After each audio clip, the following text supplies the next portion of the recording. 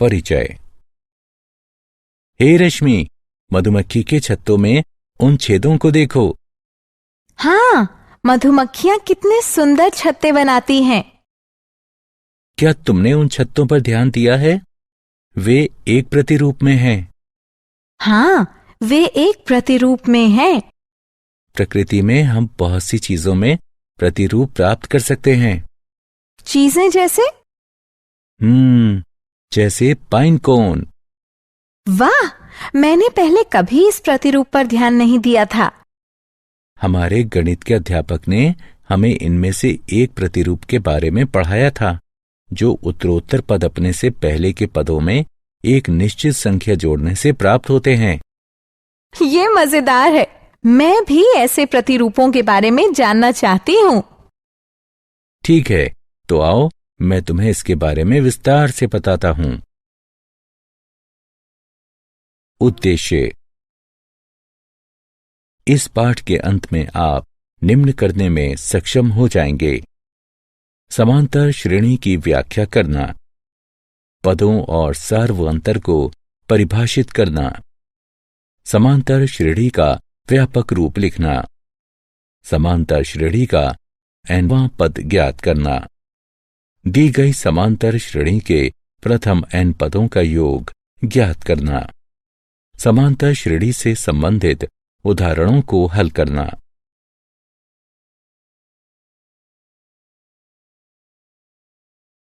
परिभाषा। प्रकृति में बहुत सी वस्तुएं एक प्रतिरूप का अनुसरण करती हैं, जैसे सूरजमुखी के फूल की पंखुड़ियां, कैक्टस पर पाए जाने वाले प्रतिरूप इत्यादि। समांतर श्रेणी इस प्रकार के प्रतिरूपों का अध्ययन है। समांतर श्रेणी को समांतर श्रृंखला भी कहा जा सकता है। समांतर श्रेणी के बारे में बात करने से पहले आइए जान लें कि श्रृंखला क्या होती है। श्रृंखला उन संख्याओं का समूह होती है जो एक निश्चित प्रारूप का अनुसरण करते हैं। हम श्रृंखला की प्रत्येक संख्या को पद कहते हैं। श्रृंखला के इन उदाहरणों को देखिए। यह पहला पद है, यह दूसरा पद है, यह तीसरा पद है, और इसी तरह आगे भी। एक समांतर श्रेणी संख्याओं की एक ऐसी सूची है जिसमें प्रत्येक पद अपने पहले पद के अतिरिक्त अपने पद में एक निश्चित संख्या जोड़ने पर प्राप्त होता है। यह निश्चित संख्या AP का सार्वअंतर कहलाती है। इस श्रृंखला को देखिए।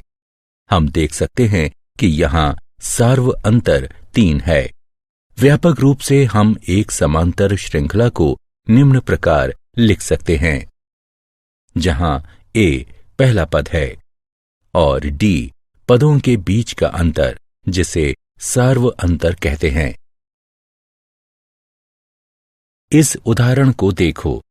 हम देख सकते हैं कि इस श्रृंखला में प्रत्येक पद में 3 का अंतर है, अतः 1 बराबर 1 यानी पहला पद, और D बराबर 3 यानी पदों के बीच सार्वअंतर।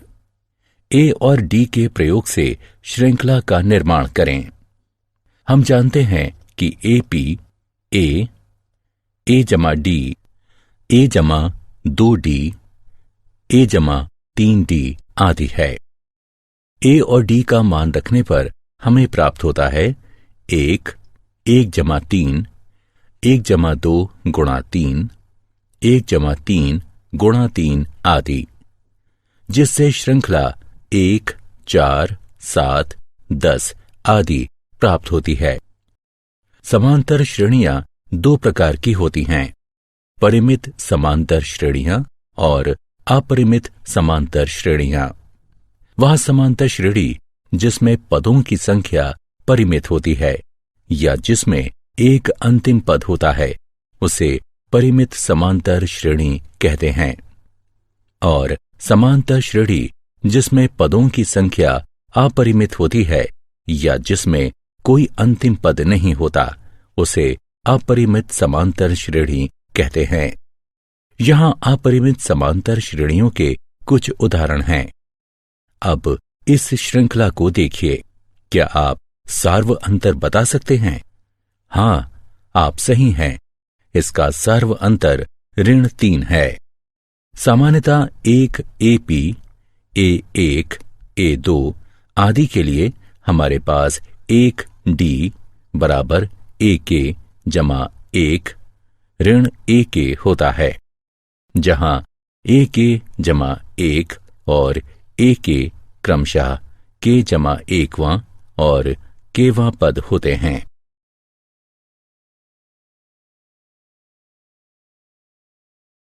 उदाहरण। आइए कुछ उदाहरण हल करें। इस श्रृंखला को देखिए। हम ज्ञात करेंगे कि ये संख्याएं AP बनाती हैं या नहीं।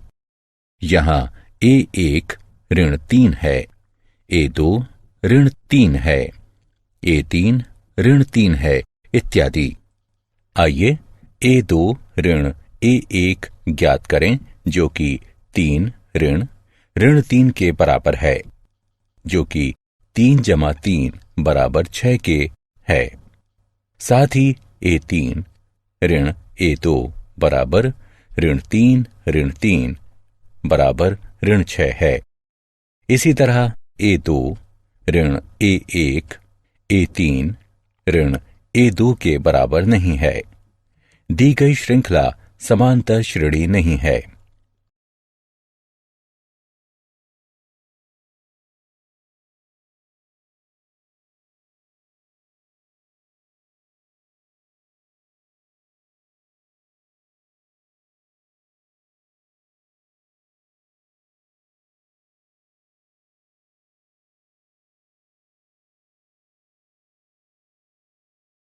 एक AP का nवां पद।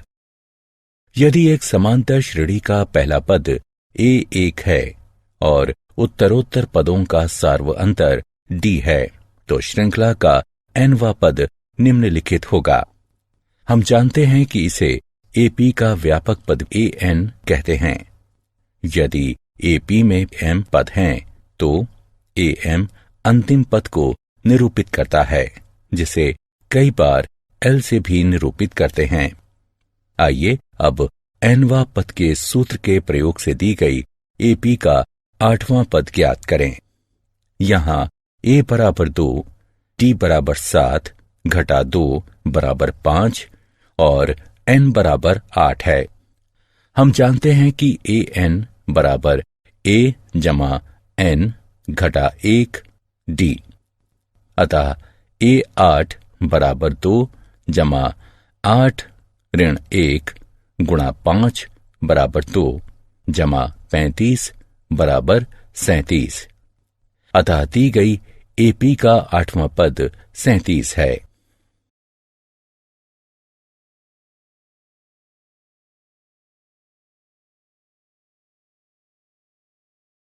उदाहरण। वह AP ज्ञात कीजिए जिसका चौथा पद 6 और 7वां पद 9 है। हल। दिया गया है कि चौथा पद 6 और 7वां पद 9 है। अतः A4 बराबर A जमा 4 घटा 1 D। इसलिए जो A जमा 3D बराबर 6 के है, इसे 1 के रूप में अंकित कीजिए और A7 बराबर A जमा 7 ऋण 1 D, जो कि A जमा 6D बराबर 9 के है, इसे 2 के रूप में अंकित कीजिए। अब रैखिक समीकरण युग्म 1 और 2 को हल करने पर हमें प्राप्त होता है A बराबर 3 और D बराबर 1। अतः वांछित AP 3, 4, 5, 6, 7 है।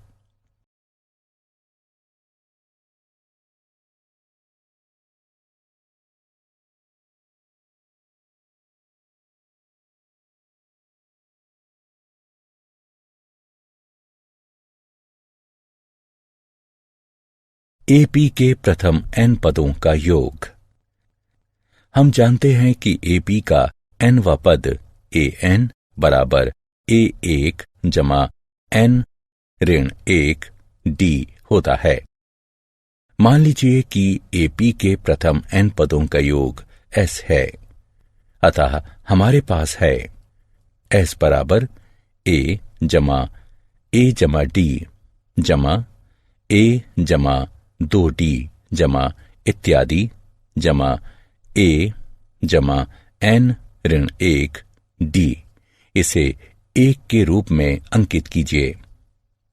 अब हम इन पदों को उल्टे क्रम में लिखेंगे, अतः हमें प्राप्त हुआ s बराबर a जमा n ऋण 1 d जमा a जमा n ऋण 2 d जमा इत्यादि जमा a जमा d जमा a। इसे 2 के रूप में अंकित कीजिए। अब एक और 2 का योग करने पर हमें निम्न प्राप्त होगा। ये एपी के प्रथम n पदों का योग है। इसे हम निम्न रूप में भी लिख सकते हैं।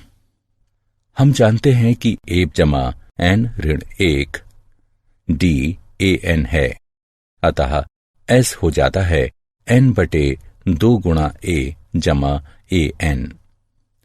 हम अंतिम पद a n को l के रूप में भी लिख सकते हैं, अतः s हो जाता है n बटे 2 गुणा a जमा l। हम इस परिणाम का प्रयोग उस समय कर सकते हैं जब AP का प्रथम और अंतिम पद ज्ञात हो और सार्व अंतर ज्ञात नहीं हो।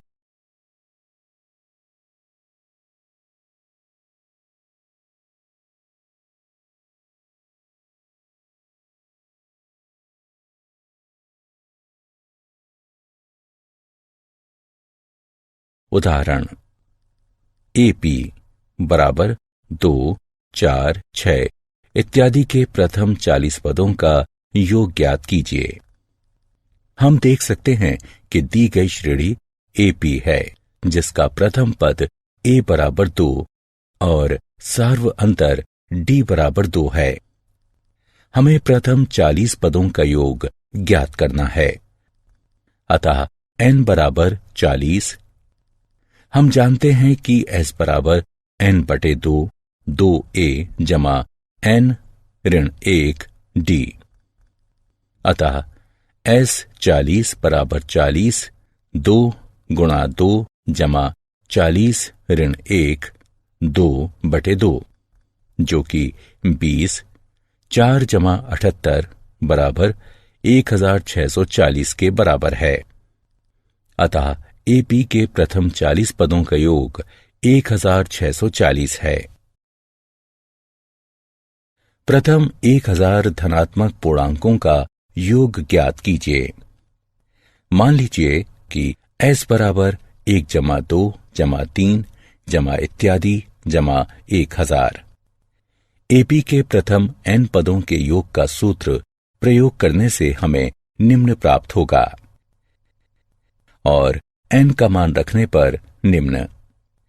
यह 500 गुणन 1001 के बराबर है, जो कि 500,500 होता है। अतः प्रथम 1000 धनात्मक पूर्णांकों का योग 500,500 है।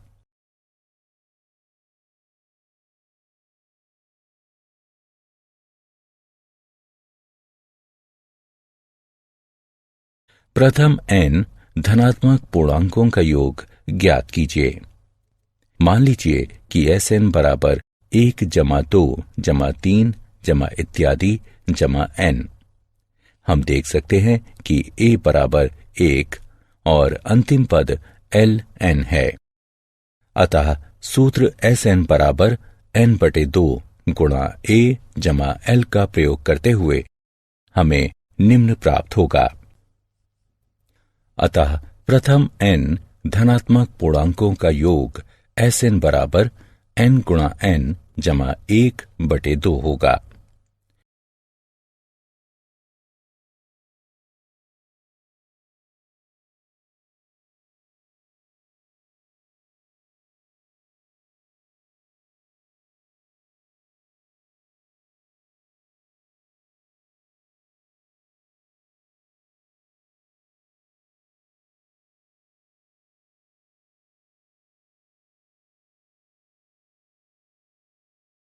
उस एपी के प्रथम 19 पदों का योग ज्ञात कीजिए जिसका nवां पद 2n जमा 1 है। क्योंकि nवां पद 2n जमा 1 है, अतः प्रथम पद बराबर 2, 1 जमा 1 बराबर 3, द्वितीय पद बराबर 2, 2 जमा 1 बराबर 5 आदि, और 19वां पद बराबर 2, 19 जमा 1 बराबर 39।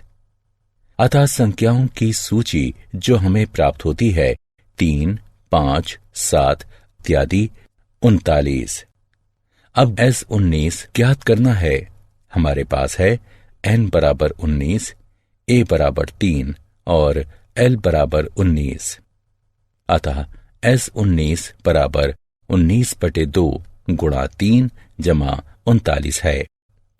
यहाँ 19/2 गुणा 42 के बराबर है। अतः एपी के प्रथम 19 पदों का योग 399 है। क्या आप जानते हैं एपी का nवां पद उसके प्रथम n पदों के योग और प्रथम n-1 पदों के योग का अंतर होता है, यानी an बराबर sn ऋण sn ऋण 1।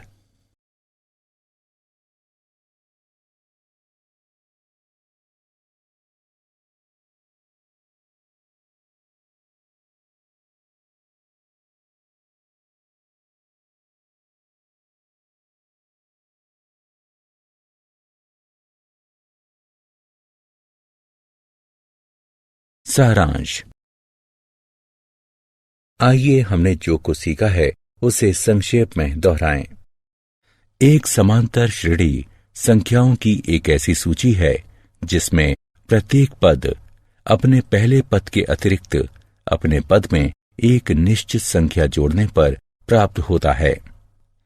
निश्चित संख्या d को सार्व अंतर कहते हैं। एपी का व्यापक रूप a जमा d, a जमा 2d, a जमा 3d आदि होता है। एक एपी जिसका प्रथम पद a और सार्व अंतर d हो, उसका nवां पद या व्यापक पद an बराबर a जमा n ऋण 1 d होता है। एपी के प्रथम n पदों का योग निम्न होता है। यदि l परिमित एपी का अंतिम पद यानी nवां पद है तो एपी के सभी पदों का योग निम्न होता है।